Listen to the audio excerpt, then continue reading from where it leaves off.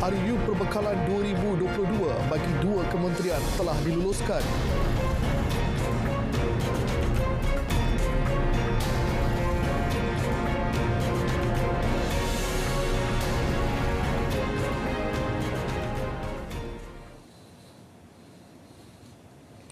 Selamat malam dan salam sejahtera. Anda bersama saya Mohan Shinasami, Berita Parlimen.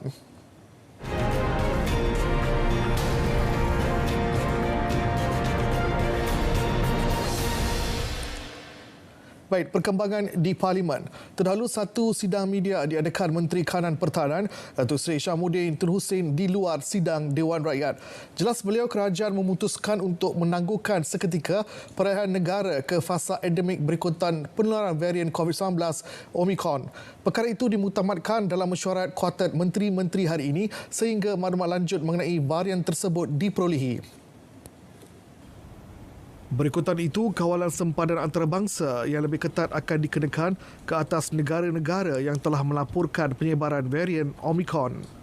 Mandat diberikan kepada KKM untuk menentukan tindakan-tindakan yang selanjutnya berhubung kait dengan keluar masuk sempadan dan apa jua SOP yang perlu diumumkan. Daripada apa yang kita pantau di rantau ini dan di dunia, kita berada di dalam keadaan yang sama dengan negara-negara yang paling awal memantau dan memerhatikan varian baru ini. Dan ini satu petunjuk yang baik kerana kita berada di atas landasan yang sentiasa mengikuti perkembangan berhubung kait dengan penularan COVID-19 ketika ini. Kerajaan juga mengambil maklum varian tersebut bukan sahaja sudah menular di selatan benua Afrika, malah di beberapa negara lain. Buat masa ini, SOP semasa dalam negara untuk fasa 3 dan 4 masih kekal seperti biasa. Rang Undang-Undang RU Perbekalan 2022 peringkat jawatankuasa melibatkan dua kementerian diluluskan di Dewan Rakyat hari ini. Ia melibatkan Kementerian Pembangunan Usahawan dan Koperasi serta Kementerian Sumber Manusia. Perkara itu diputuskan menerusi undian suara majoriti.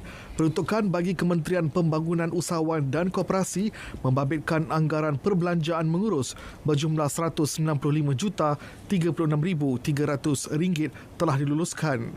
Turut diluluskan anggaran perbelanjaan mengurus berjumlah RM835,666,800 bagi Kementerian Sumber Manusia. Agensi di bawah Kementerian Pembangunan Usahawan dan Koperasi MEDEK tidak akan mengambil tindakan undang-undang terhadap usahawan yang tidak dapat membayar balik pinjaman mereka buat masa ini. Menterinya Tan Sri Nur Omar berkata, ini bukan masanya untuk melakukan tindakan yang boleh mengakibatkan mereka gulung tikar. Sebaliknya, usahawan terjejas akibat COVID-19 ini perlu dibantu kerana kementerian memahami kesulitan yang dialami mereka. Saya juga dah maklumkan, saya dah beri arahan kepada agensi-agensi di bawah kementerian saya. No legal action can be taken. Tak boleh ambil tindakan undang-undang. Ini bukan masanya kita nak ambil tindakan undang-undang kepada usahawan, nak bagi bankrupt, nak gulung tikar ke. No way. Stop, tunggu. Lepas 6 bulan nanti baru tindakan ini kita baru boleh buat. Tahniah Menteri. Ya, ini kerana kita faham masalah yang sedang dihadapi oleh rakyat. Beliau berkata demikian ketika menggulung perbahasan Rang Undang-Undang Perbekalan 2022, Bajet 2022 peringkat jawatankuasa bagi MEDEK di Dewan Rakyat hari ini.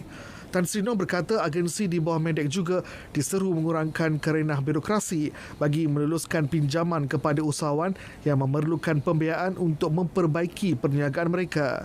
Ini katanya termasuk tidak mengenakan sebarang charge bagi mempercepatkan lagi usaha MEDEK membantu mereka.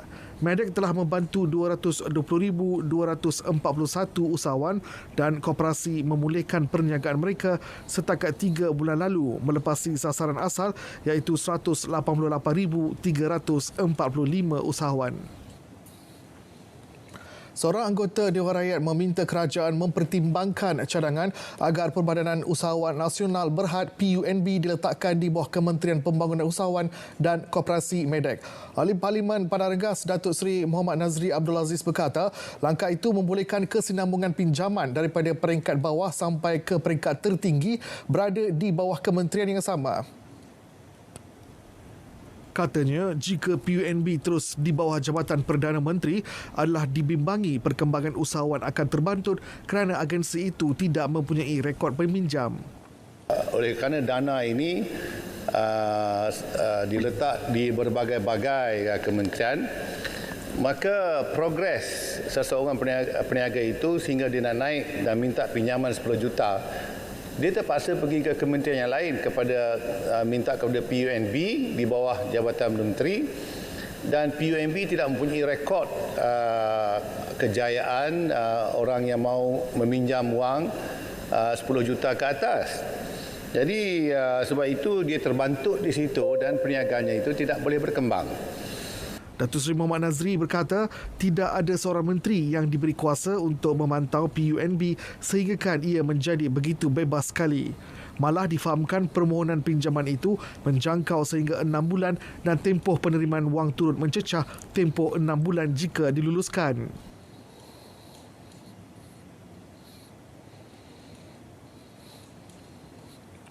Kerajaan dicadang merombak dasar sedia ada untuk mengekalkan firma perniagaan dan golongan profesional daripada keluar meninggalkan negara ini. Ahli Parlimen Teluk Intan Ngah Komeng berkata, mengikut laporan Persidangan Perdagangan dan Pembangunan Pertubuhan Bangsa Bersatu UNCTAD, sejumlah $137 bilion pelaburan langsung asing diterima negara-negara ASEAN walaupun semasa pandemik tahun lalu.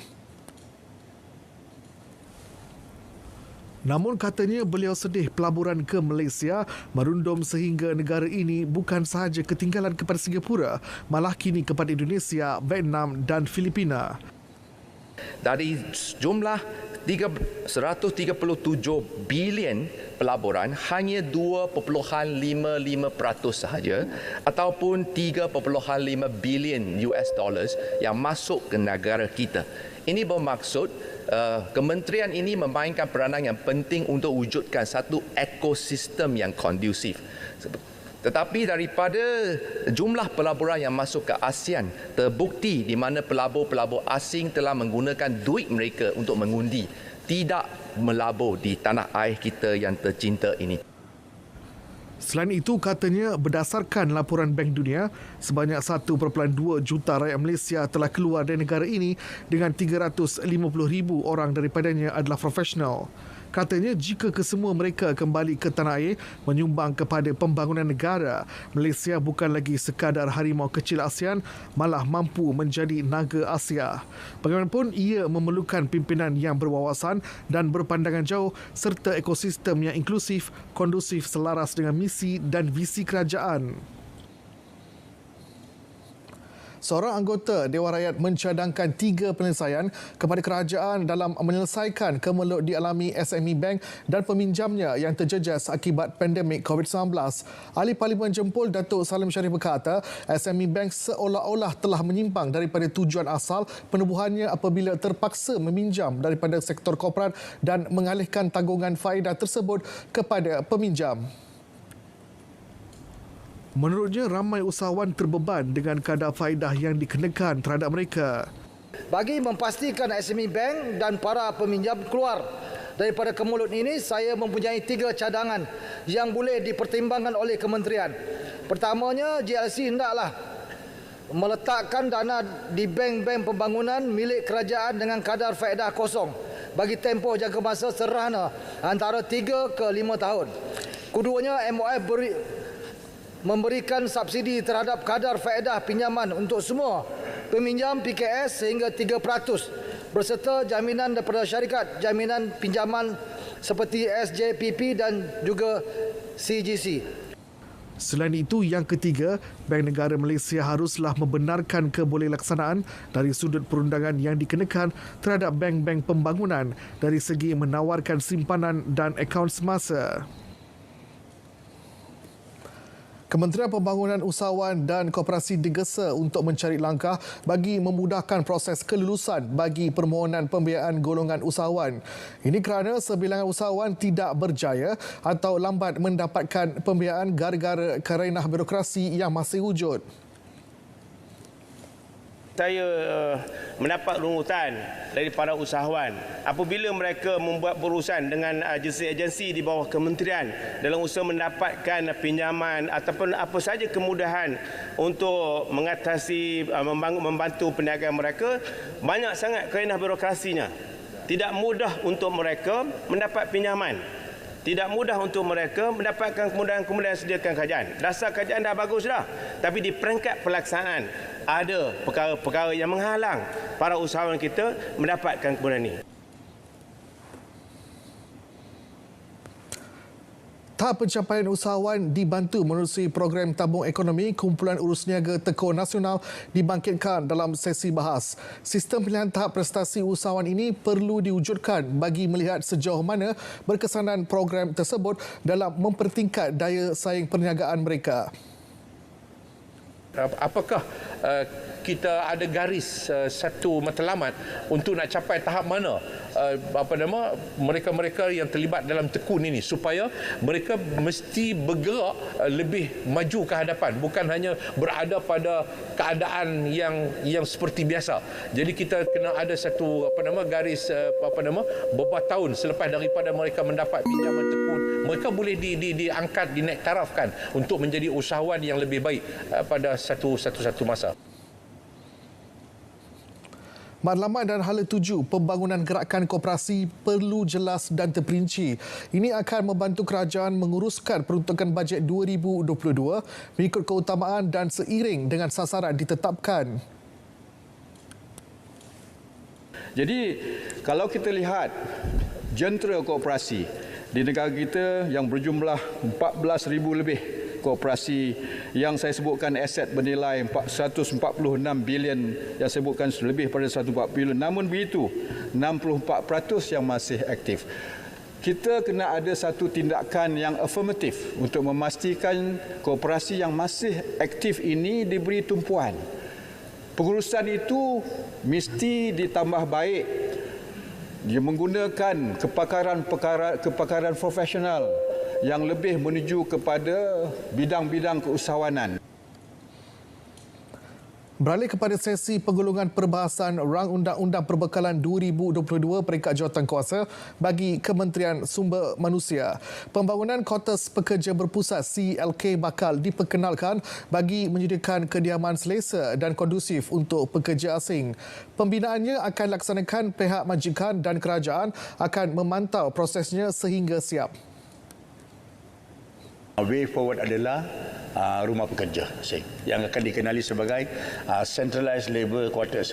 Dengan mengambil kira purata 1.5 juta pekerja asing di negara ini, Tuan Yang di-Pertua, kita perlukan lebih kurang 22,000 CLQ ataupun rumah untuk pekerja yang akan dibina seluruh negara, yang kita akan beri peluang kepada majikan untuk membina. Mengenai langkah yang bakal diambil kementerian dalam menyelesaikan isu pekerja asing tanpa izin, ini jawapan beliau. Pada masa yang sama, Kementerian Sumber Manusia dan KDN akan memantau dari segi sistem khas yang boleh membenarkan, memantau dari segi kedudukan sebenar. Contohnya apabila CLK itu boleh menampung hanya 1,000 orang. Kita akan pastikan melalui biometrik sama ada 1,000 orang ataupun lebih daripada 1,000 orang dan pelbagainya. Ini adalah langkah-langkah way forward. Dan dalam masa 10 tahun yang akan datang, Tuan Yang di-Pertua, apabila kita lihat seorang pekerja asing yang tidak belong ke mana-mana CLQ, bererti pekerja asing itu adalah pekerja asing tanpa izin. Mengulas mengenai penetapan gaji minima, Datuk Seri M. Saravanan menjelaskan kementerian akan kemukakan syaur kadar gaji dan liputan baru untuk mendapatkan persetujuan melalui Jemaah Menteri. Perkara ini dilaksanakan selepas keputusan telah dimuktamadkan dalam mesyuarat Majlis Perundingan Gaji Negara pada 9 Disember ini. Jawatan Kuasa Teknikal Perundingan Gaji Negara ataupun JTPJN telah memperhalusi dan menganalisis semua dapatan yang diperolehi hasil daripada analisis data borang sosial solidik, sesi perundingan awam dan perbandingan dengan terhadap data-data sosioekonomi negara. Laporan dapatan kajian telah dibentang dan dibahaskan di peringkat Majlis Perundingan Gaji Negara pada 18 November yang lalu. Dewan juga dimaklumkan Kementerian Sumber Manusia sedang mengkaji keputusan untuk memperkenal skim pelindungan baru untuk pekerja sektor gig. Menurutnya mereka akan menerima manfaat sama seperti pekerja biasa dalam semua sektor. Kita lihat mungkin gig ekonomi akan menjadi satu budaya. Kita belum pasti lagi. Mungkin kita akan hidup dengan keadaan Covid dan sebagainya, dan gig ekonomi akan menjadi satu alat tuju. Dan kita lihat tuan yang dipertua, walaupun ada juga pihak-pihak meragui sama ada laporan Kementerian Sumber Manusia betul atau tidak apabila kita sempat mengurangkan kadar pengangguran daripada 5.3% ke 48% dalam masa krisis ekonomi dan krisis kesihatan. Kebetulannya kita berjaya mengurangkan kadar pengangguran kerana penglibatan golongan belia dalam sektor gig ekonomi ini. Salah satu sebab apabila ada juga beberapa orang pilot yang sanggup membawa Grab dan sebagainya. Ini salah satu contoh kenapa kita sempat mengurangkan kadar pengangguran.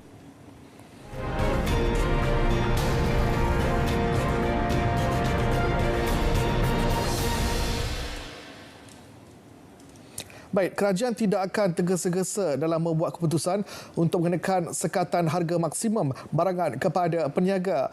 Pelbagai pertimbangan perlu diambil kira selain mencari punca sebenar peniaga terpaksa menaikkan harga barangan. Kita tak nak buat agak-agak tergesa-gesa ataupun terlalu drastik untuk mengenakan sekatan harga maksimum, kerana kalau kita tak kawal di harga, kalau ayam di farm gate, kos operasi kita tak bantu, maka peniaga terpaksa jual mahal sebab mereka membeli daripada pemborong, pemborong beli daripada peternak mahal. Sebab itu kami tak sebarang seperti mana disarankan, digesahkan, didesakkan dalam media dan sebagainya. Mengapa tidak buat enforcement? Mengapa tidak buat sekatan harga? Kita tak buat sebab kita tahu keluhan daripada peniaga-peniaga kecil ini. Kalau kita buat begitu sahaja, tidak secara dengan ada solusi yang menyeluruh, lebih holistik, membantu dalam erti mengurangkan kos operasi mereka. Jadi memanglah peniaga-peniaga ini teraniaya. Fasa pertama program pembasmian miskin tegar dijangka dilaksanakan mulai Mac tahun depan. Menurut Menteri di Jabatan Perdana Menteri Ekonomi, Datuk Seri Mustafa Mohamad, ia melibatkan 50 lokaliti miskin tegar di seluruh negara yang akan dikenalpasti mulai Disember ini.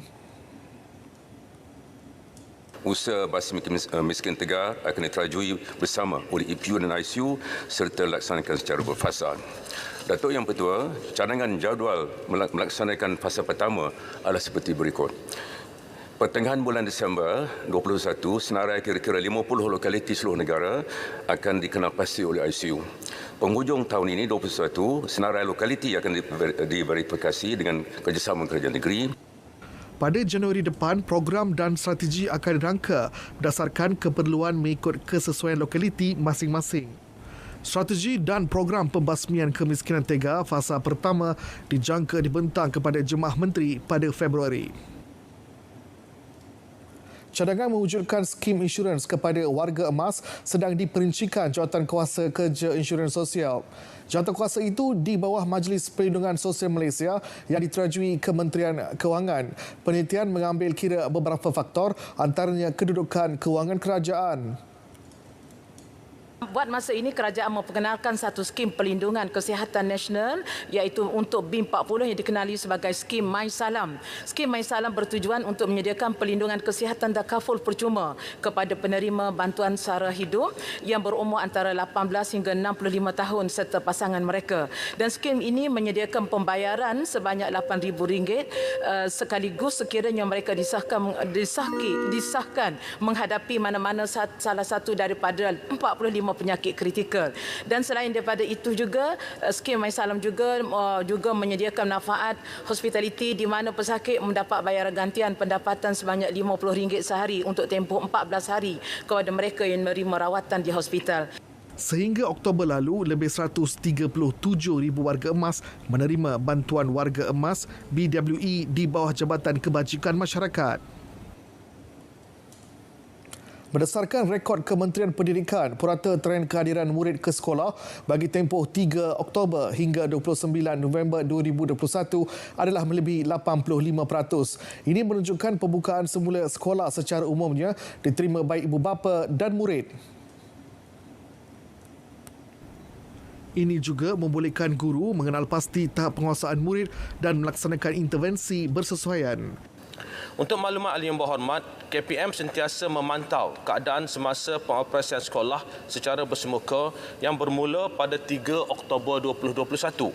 Berdasarkan rekod sehingga 29 November 2021, semua sekolah rendah dan sekolah menengah bawah KPM di negeri yang berada dalam fasa 4 Pelan Pemulihan Negara PPN telah beroperasi sepenuhnya.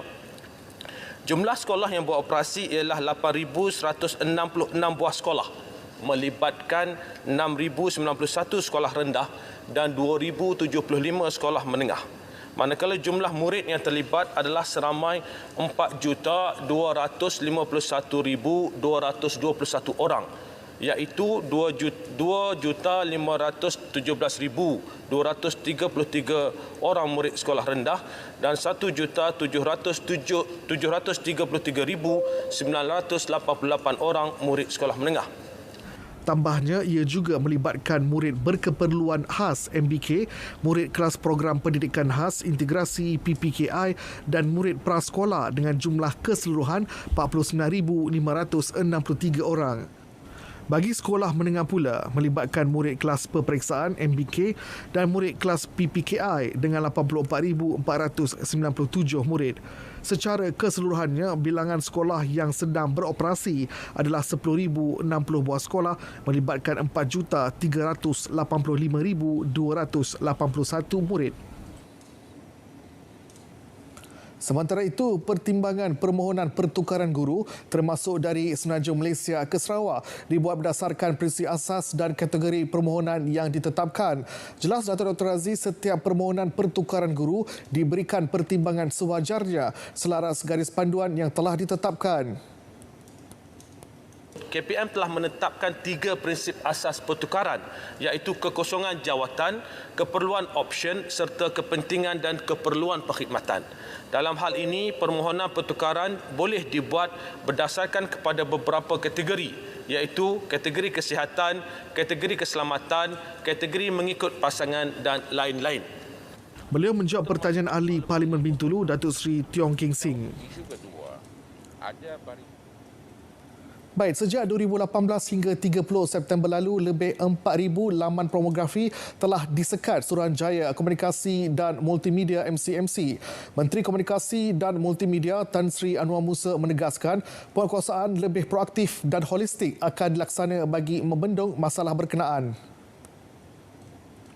Di bawah Akta Komunikasi dan Multimedia 1998, khususnya Seksyen 233, telah memperuntukkan bahawa kesalahan bagi penggunaan tidak wajar kemudahan rangkaian atau perkhidmatan rangkaian dan lain-lain membuat, mewujud, meminta atau memulakan penghantaran kandungan lucah, sumbang yang palsu, yang mengancam dan jelik sifatnya adalah dianggapkan satu kesalahan yang boleh didenda sehingga RM50,000 atau penjara selama tidak melebihi 1 tahun.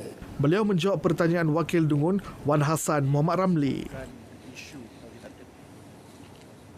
Sementara itu, Tan Sri Anwar maklumkan Kementerian Berdepan Kesukaran mengawal kandungan siaran melalui platform penstreaman dalam talian over the top OTT yang berpangkalan di luar negara termasuk Netflix. Jelasnya ini kerana perundangan sedia ada hanya boleh dikuatkuasakan terhadap platform berdaftar dan dilesenkan di Malaysia sahaja. Kalau sekiranya ada sesuatu yang kita merasakan sangat tidak wajar untuk ditayangkan dalam negara kita, MCMC perlu membuat engagement dengan pihak yang berkenaan di luar negara dan boleh membuat permohonan kepada mereka untuk perkara itu dilihat ataupun dikaji. Dan itu saja yang boleh kita lakukan, tetapi force of law tidak dapat dikuatkuasakan bagi platform yang beroperasi daripada luar negara. Ketika ini, tumpuan terarah kepada usaha melaksana program advokasi. Ini bagi memastikan wujud kematangan dalam pemilihan rancangan atau program yang mahu ditonton dalam platform penstriman dalam talian. Sehingga 31 Oktober lalu, sebanyak 911 struktur pemancar komunikasi telah didirikan di Terengganu. Menurut Timbalan Menteri Komunikasi dan Multimedia, Datuk Zaidi Zainul Abidin, menerusi Pelan Jalinan Digital Negara Jendela di bawah Fasa 1, 25 tapak pemancar dan 867 stesen pemancar dinaik taraf. Manakala 27,457 premis tersedia, gantian optik telah siap di negeri itu bagi meningkatkan kualiti infrastruktur digital. Pelaksanaan inisiatif Jendela telah bermula sejak September 2020. Inisiatif dalam perancangan pula akan siap secara berperingkat sehingga penghujung 2022. Untuk makluman yang berhormat, juga peratusan liputan 4G di kawasan berpenduduk di Terengganu telah meningkat kepada 94.71% pada suku ketiga 2021 berbanding 93.68% sebelum pelaksanaan jendela pada suku ketiga 2020. Manakala di Parlimen Kemaman pula, peratusan liputan jalur lebar 4G telah meningkat kepada 94.61% berbanding 84.78% sebelum pelaksanaan jendela.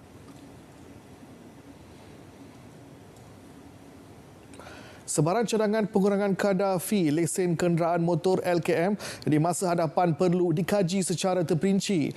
Ia termasuk mengambil kira kesannya kepada kutipan hasil kerajaan serta impaknya kepada keseluruhan ekosistem pendaftaran kenderaan motor di Malaysia.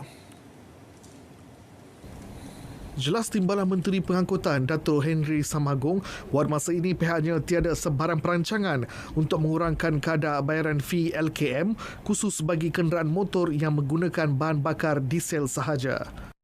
Semakan kadar lesen kenderaan motor LKM telah beberapa kali dilaksanakan pada sebelum ini. Sebagai contoh, dalam tahun 2007, kadar fee bagi kenderaan motor pendaftaran milik persendirian berkapasiti enjin 1000 cc dan ke bawah telah ditetapkan pada kadar yang rendah, iaitu hanya RM20 setahun. Sementara itu, bagi motosikal yang berkapasiti enjin 150 cc dan ke bawah telah ditetapkan pada kadar fee LKM pada RM2 saja. Baik, sekian laporan sidang Parlimen. Keluarga Malaysia terus amalkan kawalan kendiri dan patuhi SOP. Yang sahih di Berita RTM. Saya Muhammad Cina Sami, selamat malam.